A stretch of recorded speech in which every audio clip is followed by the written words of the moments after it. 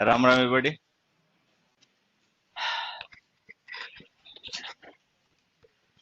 ऐसा नहीं लग रहा कुछ लोगों के पंख निकल आए? पंख लग रहे हैं किसी के निकल आए? नहीं लग रहे? मुझे लग रहा है क्लास में किसी के पंख निकल आए। चलो, कल मजा आया? नहीं आया? चलो आज आ जाएगा। नहीं आया तो आज आ जाएगा। एक क्वेश्चन देखो। It is I who is the only eye witness.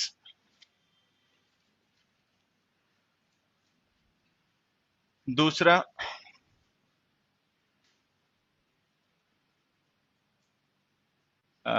It is one of the questions which was asked in the test.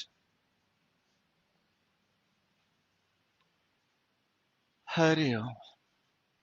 It is one of the questions which was asked in the test, and it is I who is the only eyewitness.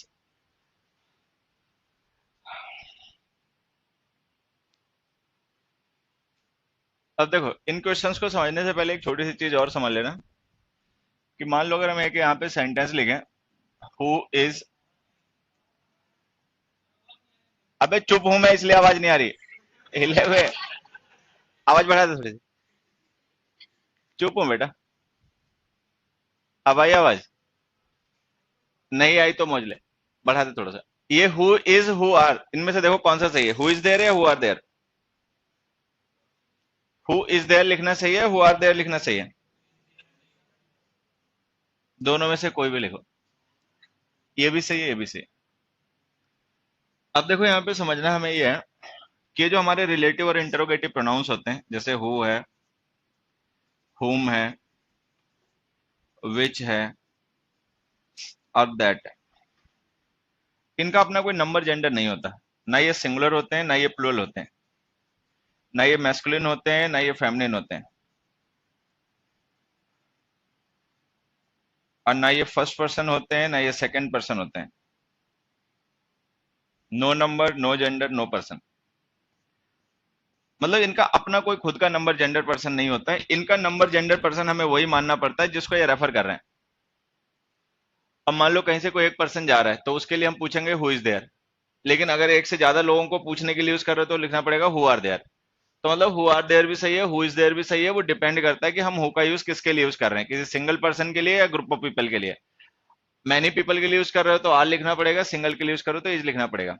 तो जब ये बात समझ में आ जाए कि इन relative और interrogative pronounce के अपने कोई नंबर जेंडर पर्सन केस होते नहीं है, तो अगर हम ये हु यहाँ पे रिलेटिव प्रोनाउन यूज कर रहे हैं या विच रिलेटिव प्रोनाउन यूज कर रहे हैं और हमारा सब्जेक्ट है, तो इसके बाद जो हम वर्ब लिखेंगे वो इसके अकॉर्डिंग नहीं, वो इसके रेफरेंस के अकॉर्डिंग यूज होगी। अब हमें पता है ये हु रेफर कर रहा है आई को, तो जब हम वर्ब लिखेंगे ना वो आई के अकॉर्डिंग यूज होगी। आई के अकॉर्डिंग तो इस गलत हो जाएगा, एम लिख दो। विच के साथ जो हम वर्ब लिखेंगे तो विच के एंटीसेंट के अकॉर्डिंग लिखेंगे, एंटीसेंट एक क्वेश्चंस, क्वेश्चंस के अकॉर्डिंग वर्ब लिख दो। तो इसको ध्यान देना, relative pronouns take verbs according to their antecedents. ये जो रिलेटिव प्रोनाउंस होते हैं इनका अपना कोई नंबर जेंडर नहीं होता, इनके साथ वर्ब उसी नंबर की यूज क्या करो जो इनके एंटीसीडेंट का हो, मतलब वर्ब एंटीसीडेंट के अकॉर्डिंग यूज होती, बात यह है। Relative pronouns take verbs according to their antecedents.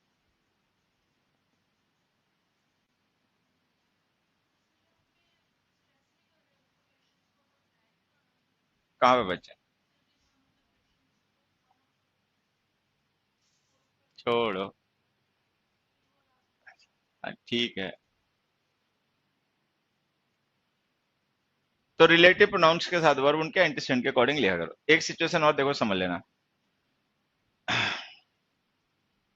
एक थर्ड क्वेश्चन लिख देता हूं यहां पर। It is only one of the questions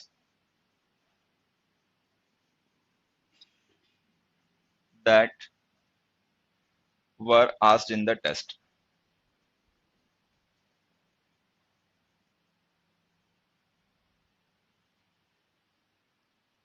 ऐसा नहीं लग रहा ये वाला स्ट्रेस किया जा रहा है? हाँ? स्ट्रेस ये हो रहा है देवी जी कि ये वाला हो रहा है? अब हमने कहा it is one of the questions, there are many questions and it is part of them, तो इसको कैसे स्ट्रेस करोगे? That is not only one. अब देखो ये जो हमने लिखा ना, it is only one of the questions, और ये दोनों क्वेश्चन ऑलमोस्ट सेम है, बस डिफरेंस इतना है कि यहाँ पर हमने एक ओनली वर्ड यूज कर लिया। अभी हमने पहले भी यूज किया होगा कि ओनली का मतलब होता है रिस्ट्रिक्शन, मतलब ओनली वन का मतलब नो एल्स, और कोई नहीं।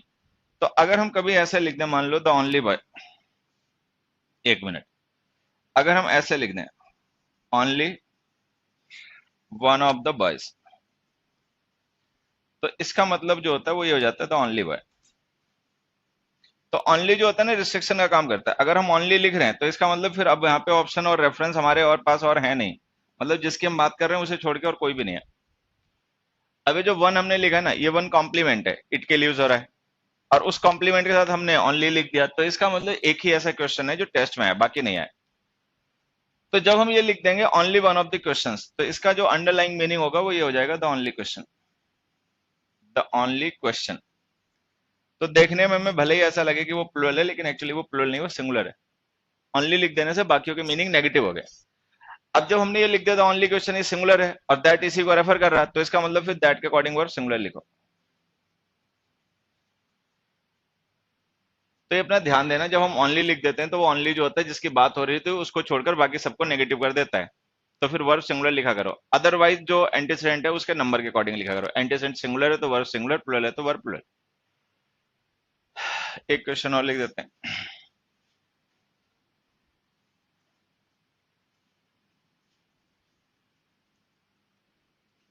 ही इज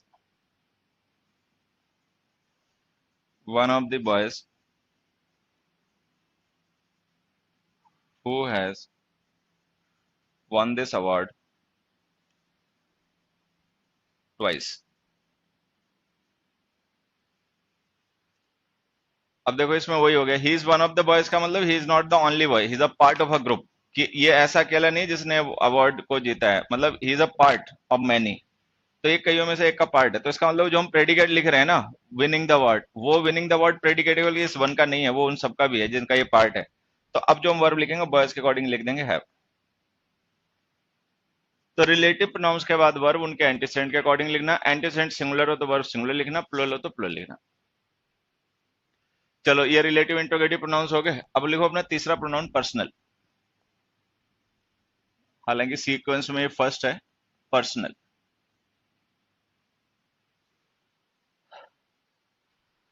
अब देखो पर्सनल प्रोनाउंस जो होते हैं इनका यूज हम करते हैं किसी पर्सनिफाइड ऑब्जेक्ट को रेफर करने के लिए, मतलब किसी पर्टिकुलर को रेफर करने के लिए। जब हम पर्सनल कहते हैं तो यहाँ पे पर्सनल से मतलब हमें वो ये मानना चाहिए, पर्सनल से मतलब है यहाँ पे वो प्रोनाउंस जो पर्सन्स को रिप्रेजेंट करते हैं।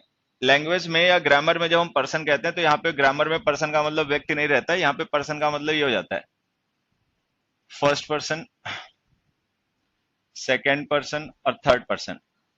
मतलब फर्स्ट पर्सन, सेकेंड पर्सन और थर्ड पर्सन को रेफर करने वाले प्रोनाउंस जो होते हैं वो पर्सनल होते हैं। फर्स्ट पर्सन का मतलब क्या होता है? हिले हुए हो तुम? हाँ, स्पीकर। तो फर्स्ट पर्सन का मतलब होता है स्पीकर। अच्छा, अब जो स्पीकर होता है वो अगर अपने लिए प्रोनाउन यूज करेगा तो वो प्रोनाउन आई और वी होंगे, तो हम ये कहेंगे कि फर्स्ट पर्सन के प्रोनाउन आई और वी होते हैं। फर्स्ट पर्सन का मतलब होता है speaker. Second person listener, listener के लिए इंग्लिश में एक ही प्रोनाउन होता है यू, चाहे वो एक हो या एक से ज्यादा हो। थर्ड पर्सन, अब थर्ड पर्सन होता है वो जो ना स्पीकर है ना लिसनर है, लेकिन बात उसकी हो रही है, टॉक्ड अबाउट, ठीक है। He, she, it, they. He she it third person के सिंगुलर प्रोनाउन होते हैं। ही मैस्कुलिन जेंडर के लिए, शी फेमिनिन जेंडर के लिए, इट न्यूटर जेंडर के लिए, और दे सबके लिए। तो थर्ड पर्सन प्रोनाउंस में बस एक ही प्रोनाउन प्लुरल होता है, दे। तो अगर हमें स्पीकर को रेफर करना है तो उसके लिए फर्स्ट पर्सन प्रोनाउन यूज करे जाएंगे, लिसनर को रेफर करना है सेकंड पर्सन के यूज किए जाएंगे, और किसी ऐसे को रेफर करना है जो स्पीकर लिसनर नहीं है तो फिर थर्ड पर्सन के प्रोनाउन यूज किए जाएंगे। इन पे बेस्ड क्वेश्चंस देखो कैसे आते हैं। सबसे पहला,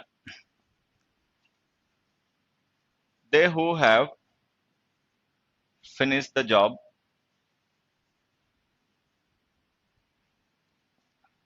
कैन लेफ्ट नाउ, लेफ्ट लिख रहा हूं, लीव लिखना, कैन लीव नाउ।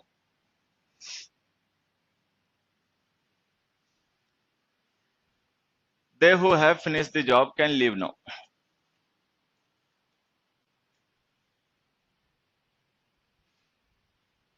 ये कैन मॉडल देखो यहाँ पे किसके लिए यूज किया गया, परमिशन के लिए, एबिलिटी के लिए। परमिशन मतलब ये जो स्पीकर है वो अपने परमिशन दे रहा है किसी को।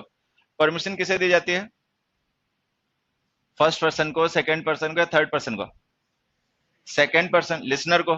तो इसका मतलब ये जो बात कही जा रही है लिसनर के लिए कही जा रही है। अगर लिसनर के लिए बात कही जा रही है तो ये दे तो गलत लिख दिया, तो थर्ड पर्सन का प्रोनाउन होता है। या तो यू लिखो, कोई स्पेसिफिक लोग हैं उनसे बात कर रहे हो तो, और नहीं तो अगर बात जनरल की हो रही है तो दोज लिखो। तो यहाँ पे लिखो those who have finish the job can leave now. ठीक है, तो अपना समझ लेना ये जो दोज होता है ना, ये होता है डेमोन्स्ट्रेटिव प्रोनाउन।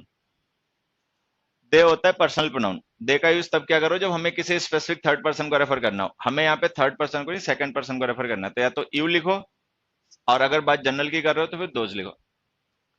अगला देखो,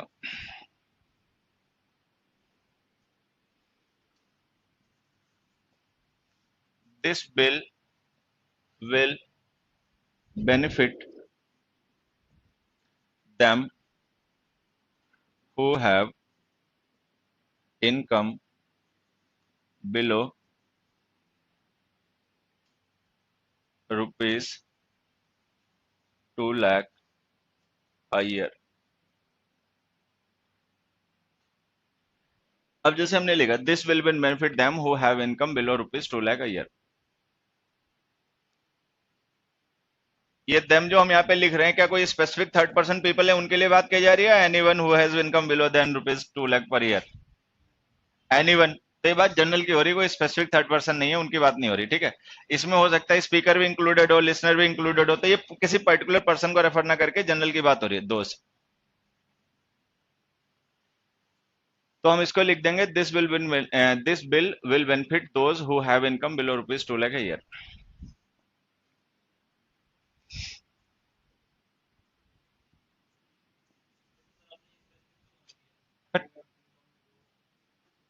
तुम्हें कौन पता कौन कौन से लोग हैं जिनकी 2 लाख से कम इनकम है, जानते हो उन्हें?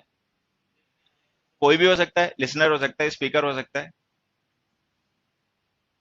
कि पता है तुम्हें कौन से लोग हैं थर्ड पर्सन जिनकी इनकम 2 लाख से कम है, पता है? हाँ, तो फिर कहां स्पेसिफिक हो गए। अगला देखो, they who act without consideration repent letter.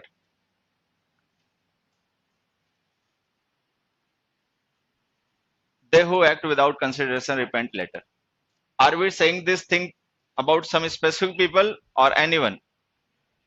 ये सबकी कहानी है। कोई भी लोग जो बिना सोचे समझे काम करते हैं लगभग बाद में पछताते हैं, वो चाहे स्पीकर हो, चाहे लिसनर हो, चाहे टॉक्ड अबाउट हो, चाहे कोई भी हो। मतलब we are not referring to some specific person, we are referring to everyone in general, those. तो फिर लिख दो those who act without consideration repent later. अब देखो समझना, अगर हमें स्पेसिफिकली केवल स्पीकर को रेफर करना है फर्स्ट पर्सन, केवल लिसनर को रेफर करना है थर्ड पर्सन, केवल उन लोगों को रेफर करना है जो स्पीकर लिसनर को छोड़कर बच गए तो थर्ड पर्सन, सबको ही रेफर करना है जनरल में, कोई भी हो, दोस्त। तो दोस्त का मतलब कोई भी। फोर्थ क्वेश्चन देखा, फोर्थ कैसे ए लिखो, ही हेल्प्ड आई हेल्प्ड ही।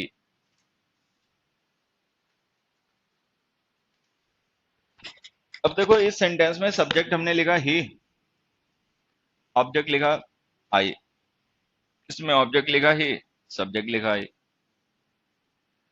अब अगर ये आई और ही जो प्रोनाउन है अगर ये नाउन होते तो ये दोनों सेंटेंस सही होते, क्योंकि नाउन का नॉमिनेटिव ऑब्जेक्टिव कैसे सेम होता है, उसे चाहे सब्जेक्ट होना चाहे ऑब्जेक्ट होना, पोजीशन से पता चलता है कि वो सब्जेक्ट है ऑब्जेक्ट है, उसकी फॉर्म से पता नहीं चलता।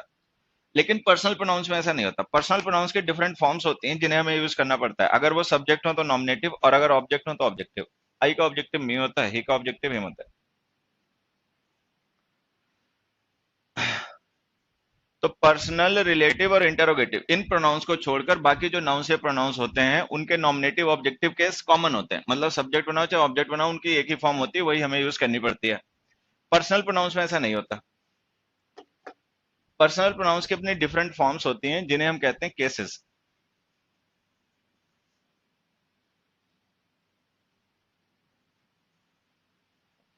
अब एक तो होता है नॉमिनेटिव केस। ये प्रोनाउन की वो फॉर्म होती है जिसका यूज हमें तब करना पड़ता है जब वो प्रोनाउन सेंटेंस का सब्जेक्ट हो। एक होती है ऑब्जेक्टिव। ये वो केस होता है या वो फॉर्म होती है प्रोनाउन की जिसका यूज हमें तब करना पड़ता है जब वो प्रोनाउन ऑब्जेक्ट हो, ऑब्जेक्ट चाहे वर्ब का हो या प्रिपरेशन का हो। और एक उसकी फॉर्म होती है जिसे हम कहते हैं पजेसिव केस। पजेसिव केस उसकी वो फॉर्म होती है इसका यूज हमें तब करना पड़ता है जब हमें किसी प्रोनाउन के पजेशन का रेफर करना हो। अब देखो, I, we, you, he, she, it, they, ये तो है नॉमिनेटिव केसेस। मतलब इनका यूज हमें सेंटेंस में एज अ सब्जेक्ट करना है। Me, us, you, him, her, it, them, ये हैं इनके ऑब्जेक्टिव केसेस। अगर हमें इन प्रोनाउंस को ऑब्जेक्ट बनाना है चाहे वर्ब का या प्रिपरेशन का, तो इन्हें यूज करना। उसके बाद में फिर आगे possessive. Mine, my, ours, our, yours, your, his, his, hers, her, its, theirs, their. अब यहाँ पे हम देख रहे हैं कि हमने दो फॉर्म्स लिख दी पजेसिव केस में। अच्छा, दोनों के डिफरेंस समझ लेना। ये जो माइन, आवर्स वगैरह है ना, ये तो है प्रोनाउंस, ये है पजेसिव केस के प्रोनाउंस। माई, अवर, योर वगैरह जो है ये है पजेसिव केस के determiners.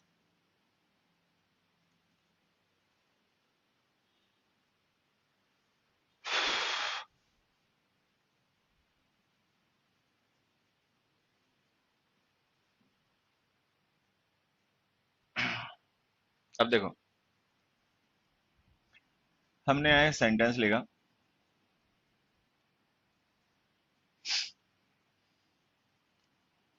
There is a very easy life.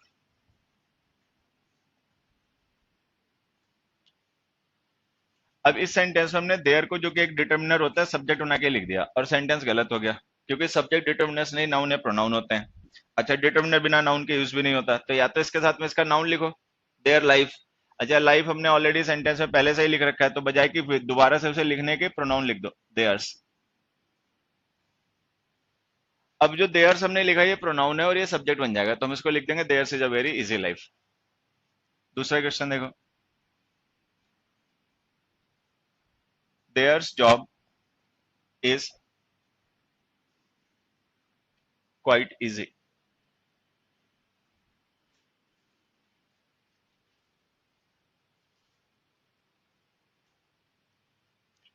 अब यहाँ पे हमने सब्जेक्ट बना के लिखा जॉब को, जॉब है नाउन।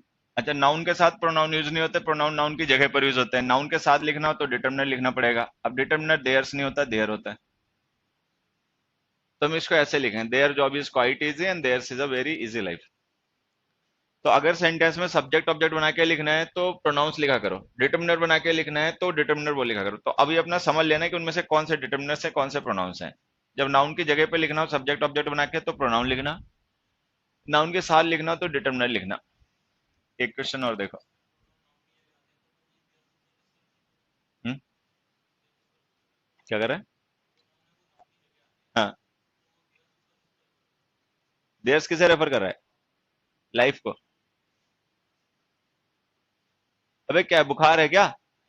तो लाइफ को रेफर कर रहा है। Theirs, theirs is a very easy life, theirs का मतलब देयर लाइफ। ये लो।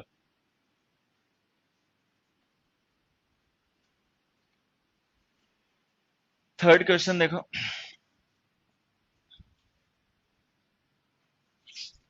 It's not yours fault but is our.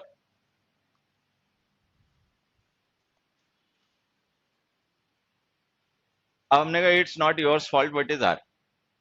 अब देखो ये जो फॉल्ट वर्ड है नाउन है, नाउन को डिस्क्राइब करने के लिए डिटर्मिनर यूज करना पड़ेगा, डिटर्मिनर योर्स होता नहीं है तो योर लिख दो, ठीक है। अब यहाँ पे जो हमने इसके बाद कॉम्प्लीमेंट बना के आवर लिखा ना, ये डिटर्मिनर है।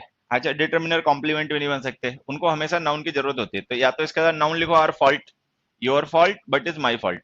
अच्छा, फॉल्ट एक बार लिखे रखा है तो दोबारा से रिपीट करके लिखने से अच्छा है कि उसकी जगह प्रोनाउन लिख दो आर्स। और जब ये बात समझ में आ जाए कि देयर सो देयर में क्या डिफरेंस है, योर्स योर में क्या डिफरेंस है, आवर्स आवर में क्या डिफरेंस है, तो एक छोटा सा डिफरेंस ये भी समझ लेना कि जो इट्स है ना, ये भी गलत लिखा हुआ है, इसको ऐसे लिखो। अब देखो, ये जो इट्स हमने बिना अपस्ट्रॉफी के लिखा और विद अपस्ट्रॉफी के लिखा, ये दो अलग अलग वर्ड हैं। जब हम इसको बिना अपस्ट्रॉफी के लिखते हैं तब ये होता है पजेसिव केस का डिटर्मिनर, ठीक है। पजेसिव केस के प्रोनाउंस या पजेसिव केस के डिटर्मिनर्स हुज का रिप्लाई होते हैं, ये ध्यान रखना। अच्छा, जब हम इसे अपस्ट्रॉफी के साथ लिख देते हैं तो ये बन जाता है इट इज की शॉर्ट फॉर्म।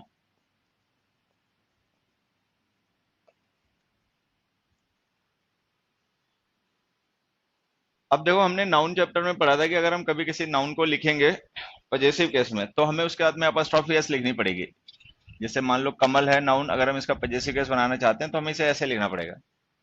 अच्छा, लेकिन पर्सनल प्रोनाउंस के सिचुएशन में क्या होता है, इनके जो पजेसिव केसेस होते हैं वो रेडीमेड होते हैं, तो हमें इनके साथ में अपस्ट्रॉफी पजेसिव केस बनाने के लिए तो खैर नहीं यूज करना पड़ता, बाकी किसी वजह से यूज करना चाहते हो तो यूज कर लो। तो पर्सनल प्रोनाउंस के अपने रेडीमेड पजेसिव केसेस होते हैं, अगर हम उनके साथ कभी पजेसिव के अपस्ट्रॉफी यूज करते हैं तो उस अपस्ट्रॉफी का पर्पस वहां पे पजेसिव केस बनाना नहीं, कुछ और ही होता है। कुछ और का मतलब जैसे हमने ये लिख दिया, तो अगर हम इसको अपस्ट्रॉफी के साथ ऐसे लिख रहे हैं तो ये पजेसिव केस नहीं हो सकता, क्योंकि इसका पजेसिव केस हिज होता है। ये जो हमने लिखा है या तो ये ही इज या ही हैज की शॉर्ट फॉर्म है, वो सेंटेंस पढ़ने के बाद पता चल पाएगा कि ही इज है या ही हैज है। तो अगर हम कभी अपॉस्ट्रोफीज लिखते हैं पर्सनल प्रोनाउंस के बाद में तो वो शॉर्ट फॉर्म्स के लिए लिखी जाती हैं, ना कि पजेसिव केस बनाने के लिए। अब मान लो अगर कभी हमने स्कूल कॉलेज वगैरह में ऐसे लिख दिया योर्स ऑबिडेंटली एक्स वाई जेड या जो भी, तो ये गलत लिख दिया, इसको ऐसे लिखना चाहिए था। तो ये जो पर्सनल प्रोनाउंस होते हैं इनका पजेसिव केस बनाने के लिए अपॉस्ट्रोफीज मत लिखा करो, ठीक है, ये ध्यान रखना।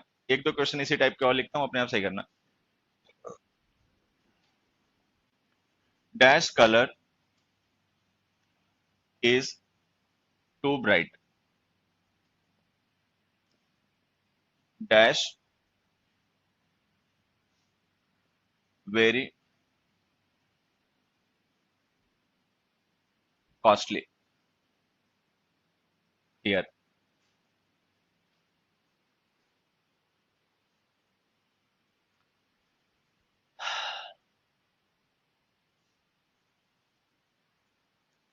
अब देखो, फर्स्ट सेंटेंस हमने सब्जेक्ट पहले से ही लिख रखा, कलर इज टू ब्राइट, ठीक है। तो अब हमें यहाँ पे एक डिटर्मिनर चाहिए जो ये बता दे कलर किसका, हुज कलर। अच्छा, हुज का रिप्लाई हमेशा पजेसिव केस के वर्ड्स ही होते हैं, तो अगर हमें हुज का रिप्लाई यहाँ पे चाहिए तो पजेसिव केस का डिटर्मिनर ऐसे लिख दो, इट्स। अच्छा, सेकंड सेंटेंस में हम देख रहे हैं कि हमने वेरी कॉस्टली एक एडजेक्टिव लिख रखा है। अब अगर एडजेक्टिव लिख रखा है तो कोई ना कोई लिंकिंग वर्ब भी होगी जिसके बाद इसे लिखा जाएगा, सब्जेक्ट भी होगा। तो अब हमें यहाँ पे सब्जेक्ट और वर्ब चाहिए, तो ये इट्स लिख दो। तो ये जो हम इट्स लिखते हैं अपस्ट्रॉफी के साथ में, ये सब्जेक्ट होता है, इसकी वर्ब इसके साथ शॉर्ट फॉर्म में लिख दी जाती है। अच्छा, बिना अपस्ट्रॉफी के लिखते हैं तो वो हुज का रिप्लाई पजेसिव केस का डिटर्मिनर होता है। तो जहां पर हुज का रिप्लाई चाहिए वहां पे इट्स को लिखा करो बिना अपस्ट्रॉफी के, और जहां पर सब्जेक्ट लिखना हो सेंटेंस का वहां पे लिखा करो अपस्ट्रॉफी के साथ। सिक्स क्वेश्चन देखो,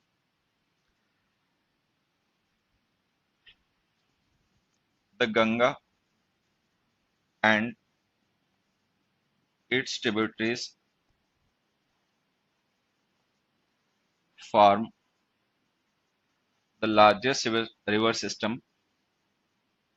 the largest river system in the world। अब ये किसी पेपर में आया हुआ क्वेश्चन है और ये हमारे इसी कॉन्सेप्ट पे बेस्ड है जो हम लोग डिस्कस कर रहे हैं।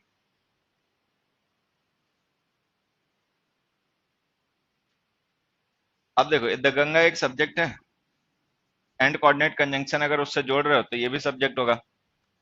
अब हम देख रहे हैं गंगा एक रिवर है, बाकी उसकी जो ट्रिब्यूटरीज होती हैं सहायक नदियां वो हैं। अब ये दोनों सब्जेक्ट हैं, अगर ये ट्रिब्यूटरीज नाउन सब्जेक्ट है तो इसके बाद हमने इट्स तो गलत लिख दिया, अब ज्यादा से ज्यादा हम यहाँ पे हुज का रिप्लाई लिख सकते हैं, हुज ट्रिब्यूटरीज। तो हुज का रिप्लाई ये तो होता नहीं है, वो तो ये होता है। तो हम लिख देंगे it's tributaries form the largest river system in the world.